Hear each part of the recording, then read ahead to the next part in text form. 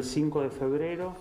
Muy bien, y continuamos hablando de las clases presenciales o no presenciales luego del receso invernal. ¿Qué va a pasar luego del receso? ¿Es recomendable la vuelta a clases presenciales en medio del invierno y con la variante Delta ingresando al país? ¿Hay que priorizar las clases presenciales o la situación sanitaria? Bueno, un debate que se ha instalado con en los Argentina hace contenidos, tiempo. ¿no? ¿Cómo justificar los contenidos? ¿Qué pasará con aquellos alumnos que no puedan, alcanzar los contenidos de cada año? ¿Se podrá repetir? ¿No se podrá repetir? El ministro de Educación Trota, dice y sostiene que no es probable, no sería beneficioso para los alumnos que repitan.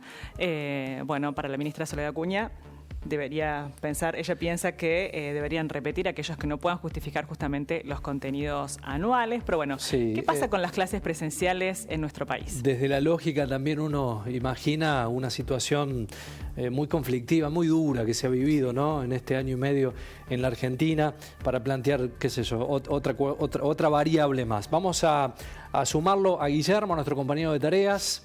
Hola Guille, ¿cómo estás? Bienvenido, muy buenas tardes. Hola Guille. ¿Cómo le va? Hola Julieta, Ezequiel. Muy buenas tardes para todos.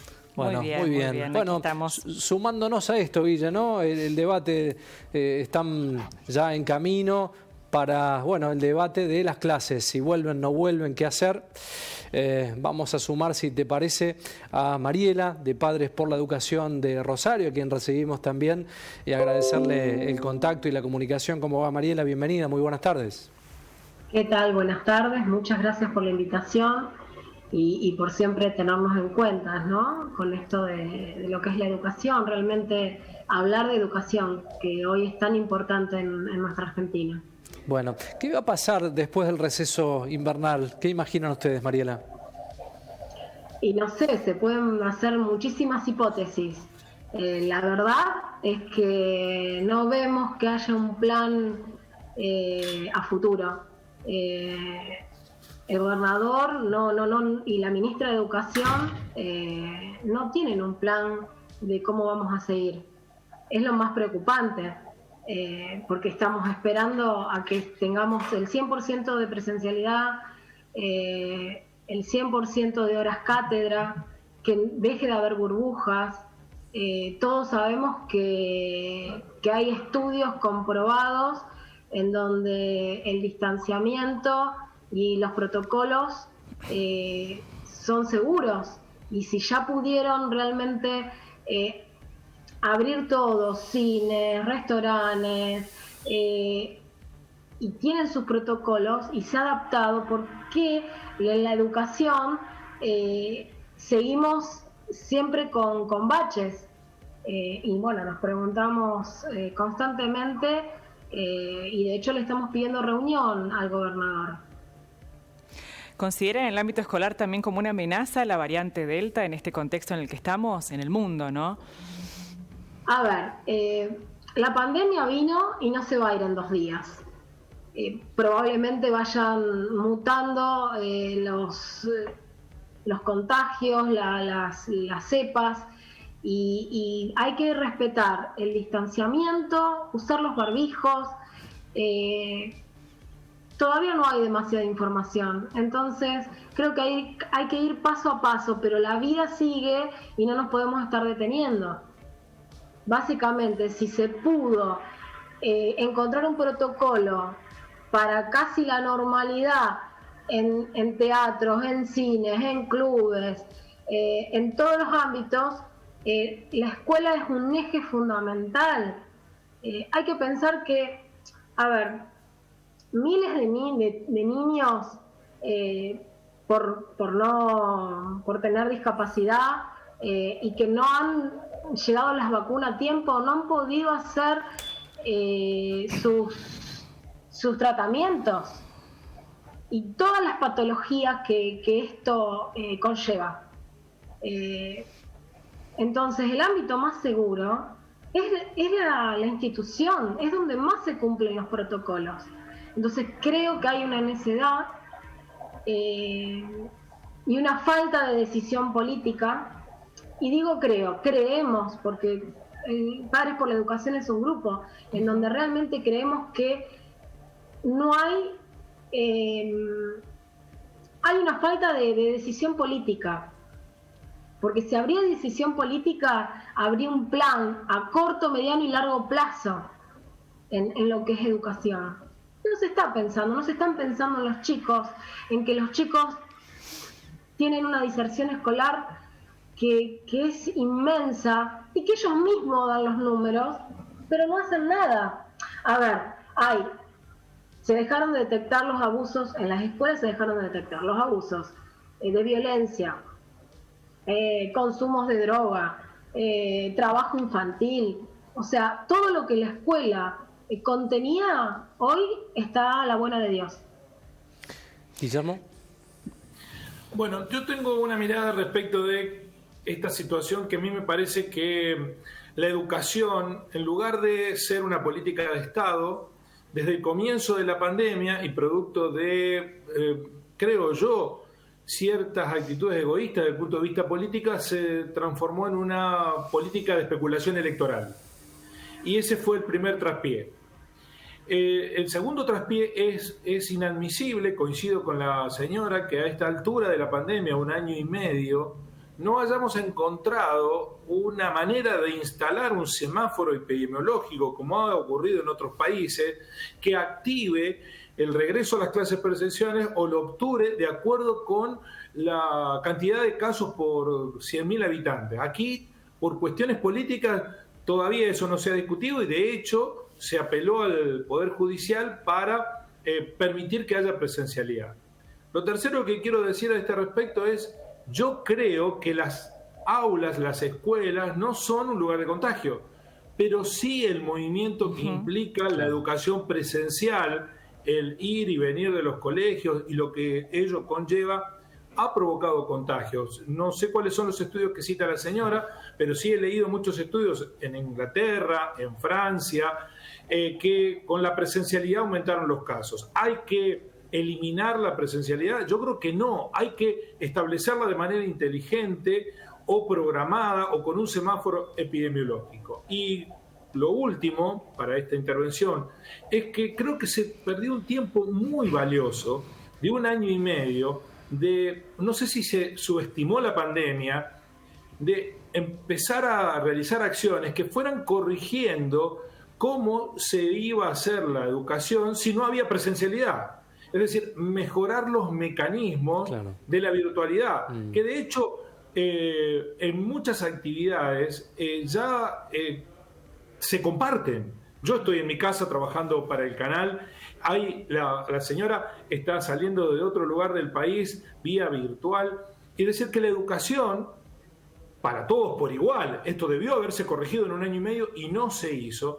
Entonces estamos a merced de lo que diga la pandemia. No estamos controlando la pandemia, sino en términos educativos. La pandemia nos está controlando a nosotros. Es muy difícil saber lo que va a pasar en 15 días, cuando vuelva la posibilidad de la clase tras el receso invernal, porque la dinámica de la pandemia cambia de una semana para la otra. Y si hay un evento excepcional, como por ejemplo el festejo de la Copa América, o como por ejemplo las propias vacaciones de invierno, es muy posible que los números de hoy no sean los números dentro de 15 días. Yo creo que es importante la presencialidad. Ahora, a cualquier costo no. Con contagios de por medio tampoco. Con una educación virtual a medias tampoco. Y se ha perdido mucho tiempo en este 1 año y medio de pandemia para ir corrigiendo estas cuestiones. Y se perdió tiempo, ¿por qué? Porque en lugar de hacer de la educación una política de Estado, se la electoralizó. Y así nos ha ido. Bueno, sería óptimo entonces encontrar la manera, Guillermo, de controlar no todo lo que sucede con ese movimiento, ¿no?, que genera la escuela, porque claro está que el espacio áulico, claro, es un espacio donde se pueden llevar adelante protocolos. Ese sería el gran desafío, ¿no? Mariela. No, es que hay formas de controlar, porque a ver, se tienen que implementar los testeos en las escuelas. Acá en Rosario fue una charla con nuestro intendente en donde se le propuso que tenemos que, que tienen que comenzar a hacer los testeos en las escuelas. Entonces es una forma de prevenir. Vos decías de mejorar la virtualidad. ¿Y cómo hacemos para llegar a los niños que menos recursos tienen? A esos niños que realmente no tienen voz y que están abandonados. No, yo que tengo una computadora, que mi hija puede tener una computadora. ¿Cómo llegamos a esos niños que realmente le das un celular, pero no tienen conexión? No hay wifi. Y para corregir lo que vos estabas diciendo, hay docentes que no se conectan, porque ni siquiera los docentes tienen las herramientas. Y si vamos a la parte pública, que sería el gobernador quien tiene que proveerle el material a los docentes, tampoco se los ha facilitado. Me parece, digo, que en una primera instancia, esto es una opinión personal, la no presencialidad fue adecuada en la primera etapa donde, bueno, estábamos en fases muy complejas, fase 1, con muchos contagios. Allí yo creo que es súper justificado la no presencia en los colegios por todo el movimiento que genera llevar los chicos al colegio. Creo que coincidimos en esto, que me parece que a más de 1 año y medio no se ha implementado ninguna modalidad para ya el retorno a la presencialidad a los colegios. ¿Qué hacer? Bueno, Mariela propone testeos, sería una posibilidad. Es la posibilidad de testear a tiempo y aislar. Testear y aislar. Pero pareciera que las personas que realmente están a cargo de estar pensando no tienen una estrategia, no tienen un plan educativo. Creo que realmente, y esto nos da muchísima tristeza, porque no vemos la voluntad política. Pareciera que no hay voluntad política. La educación pasó a un segundo y tercer plano. Entonces, ¿hay que cerrar? Sí, cuando hay que cerrar, pero también tenemos que pensar que no podemos estar 2 y 3 meses. ¿Por qué en la primaria se pudo regresar y en la secundaria no? ¿Por qué se juega con el tiempo de los niños, la rutina, tanto de los niños como de los docentes, y darle una única semana de clases? ¿Cuál es realmente el propósito?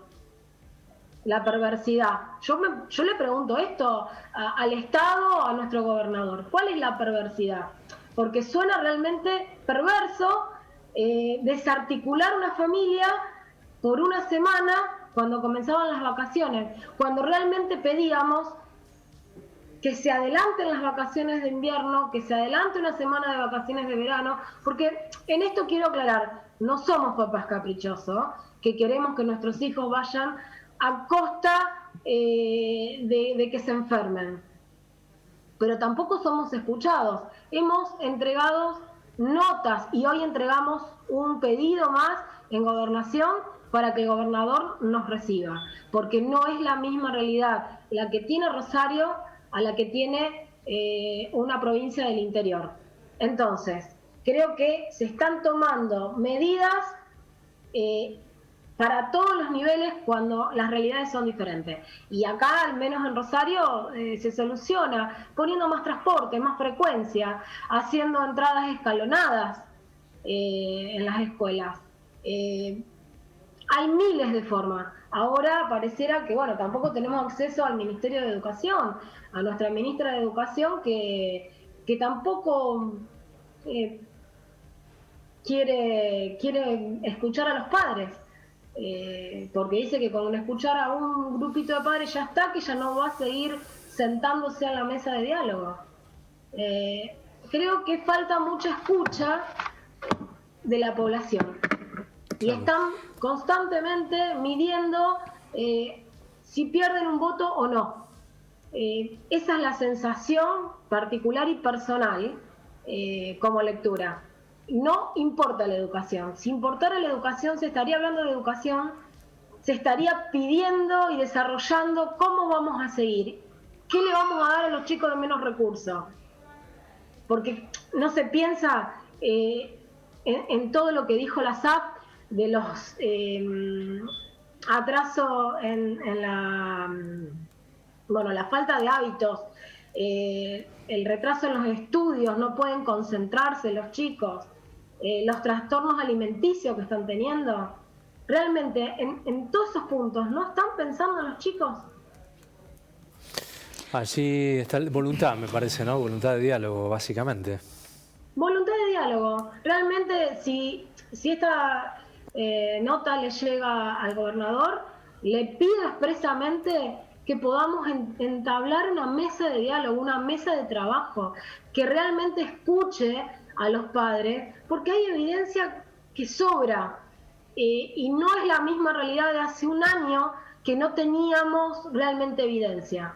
Se cerraron las escuelas caprichosamente y dijeron no. Este año tenemos herramientas, tenemos, no sé, Carolina del Norte hizo estudios en donde el distanciamiento no es un factor de contagio. Y está demostrado en las curvas, las curvas que mantuvo Cabas y el Gran Buenos Aires. O sea, y Cabas estuvo abierto. Entonces, usando los protocolos correspondientes, nosotros estamos convencidos que las escuelas son los más seguros. Los chicos tienen un lugar, una contención. No están atrapados por la droga, por los soldaditos que los mandan a delinquir. Sí, la violencia, el maltrato infantil. Están contenidos, básicamente. Mariela, no fueron escuchados, mucho menos obtuvieron algún tipo de respuesta, me imagino, ¿no? Nunca. No tuvimos una reunión antes que comiencen las clases y con el grupo de Santa Fe. No se cumplió nada, prácticamente fue muy mínimo, muy mezquino y no se movieron. Yo creo que hay otras realidades y hay mucha evidencia, hay muchos pediatras de renombre en donde están dando explicaciones. Entonces realmente yo creo que cuando uno quiere hacer la vista gorda, bueno, es fácil. Es compleja la situación, difícil, ¿no? Guille. Yo creo que hay una expectativa, lo acaba de decir, recién lo escuchábamos al presidente, que con la vacunación se van a liberar algunas posibilidades. Supongo que estará dentro de las prioridades la educación, pero también hemos visto que en algunos lugares del mundo con la variante Delta están tomando prevenciones adicionales.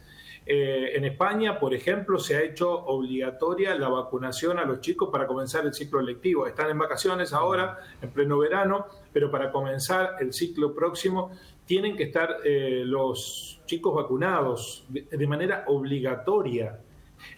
Bueno, es un debate que tendremos que dar. Yo creo que no coincido plenamente con lo que menciona la señora en Rosario respecto de que el testeo resuelve el problema, porque el testeo lo que detecta es la enfermedad, el contagio. Y cuando el contagio ya está dado, la afectación del daño de la pandemia continúa. Y eso es lo que estamos tratando de ponerle freno a la pandemia. Hay que hacer un esfuerzo para que de alguna vez se termine. De todas maneras, coincido en que hay que sentarse a planificar. Yo creo que no el próximo cuatrimestre o el segundo semestre. Sí, ya. Yo creo que hay que sentarse a planificar el 2022 y establecer un esquema en el 2022. Creo que vamos detrás de la pandemia en muchos aspectos. En el educativo coincido que también.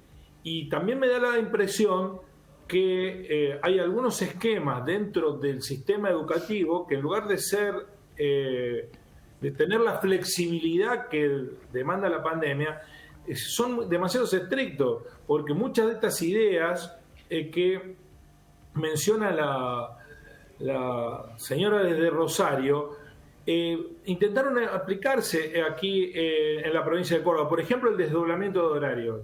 Y hubo muchos padres que se resistieron a esto. Decían, no, bueno, yo puedo llevar a mi hijo, puedo entrar a trabajar, porque lo tenía que llamar 15 minutos después, y otro 15 minutos después, y otro 15 minutos después. Entonces, hay una cadena social que está preparada para una secuencia educativa que es muy difícil alterar.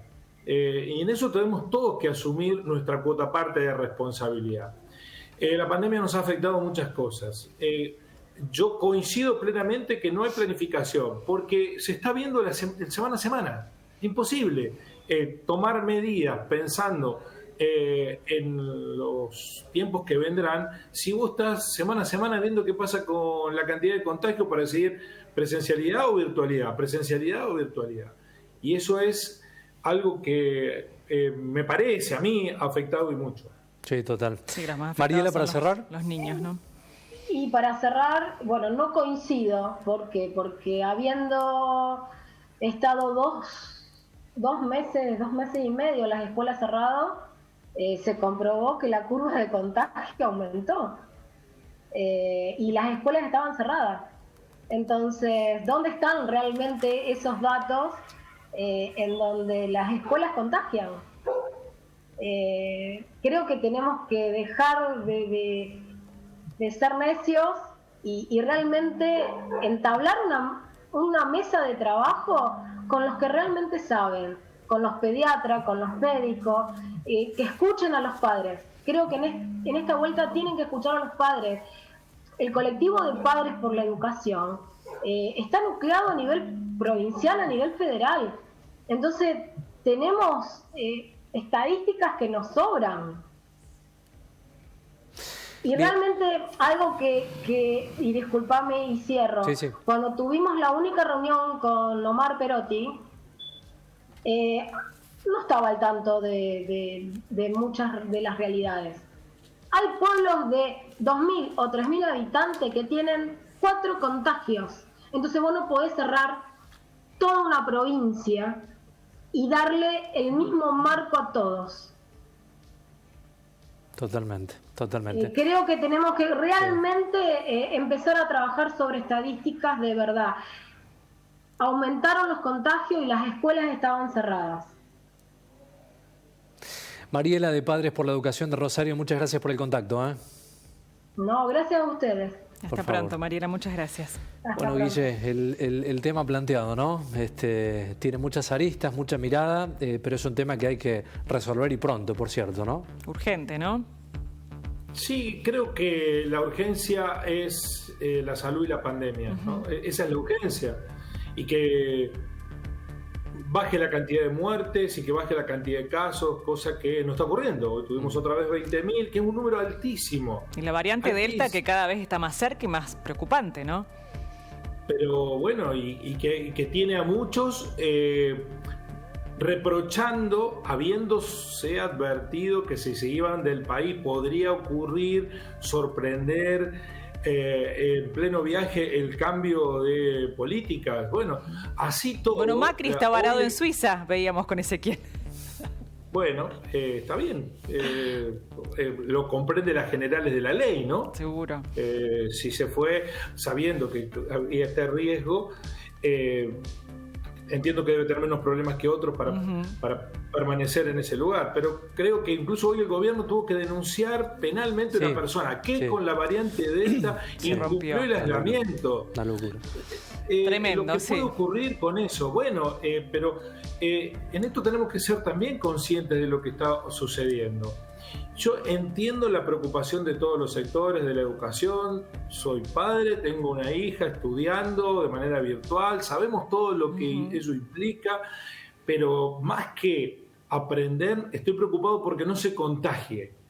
Y la verdad que tendría que tomar la decisión de si se habilita todo, pensarlo muy bien, si se va a ir al lugar donde tiene que estudiar.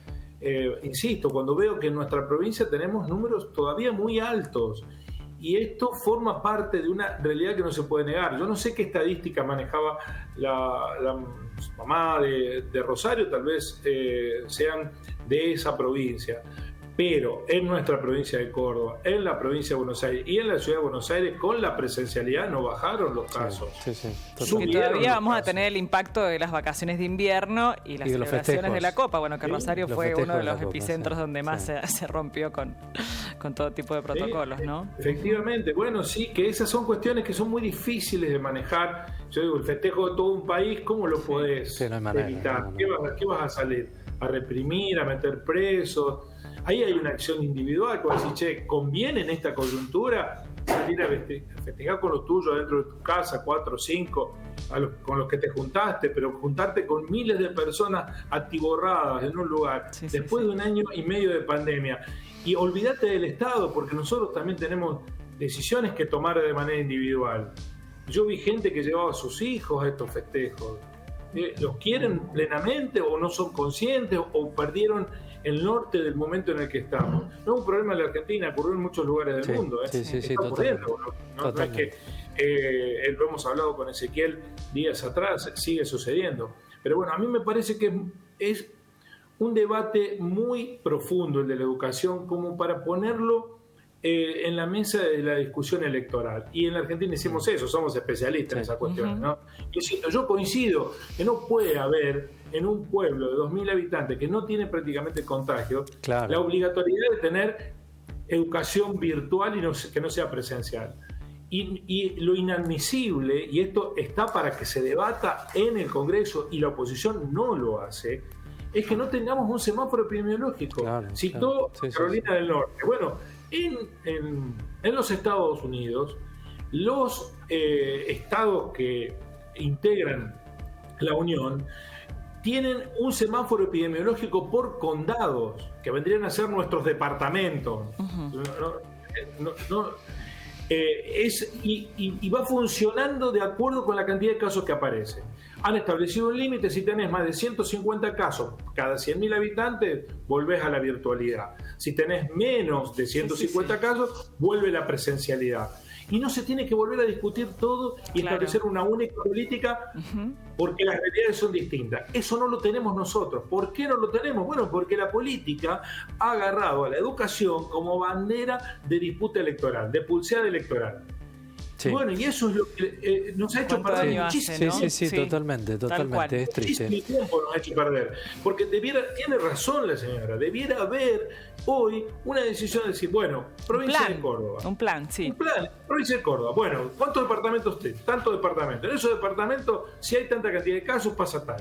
Sí hay, porque puede ser que haya virtualidad completa o semi-virtualidad o virtualidad en algunos niveles. Además, hasta como familia, como estructura familiar, los mismos niños no saben qué va a pasar. ¿Vamos a ir a clases? ¿Mañana voy a la escuela? ¿No voy a la escuela? No saben qué va a pasar cuando terminen las vacaciones. Es como que ya nos acostumbramos a eso de que sorpresivamente las cosas van cambiando todo el tiempo y no hay un plan en el que podamos anticiparnos a ir manejando la situación, ¿no? Con altos costos. Guilla, no nos queda mucho más tiempo. Un abrazo y gracias como siempre. Hasta mañana, así son las cosas, que la pasen bien. Chao, Guilla, hasta mañana.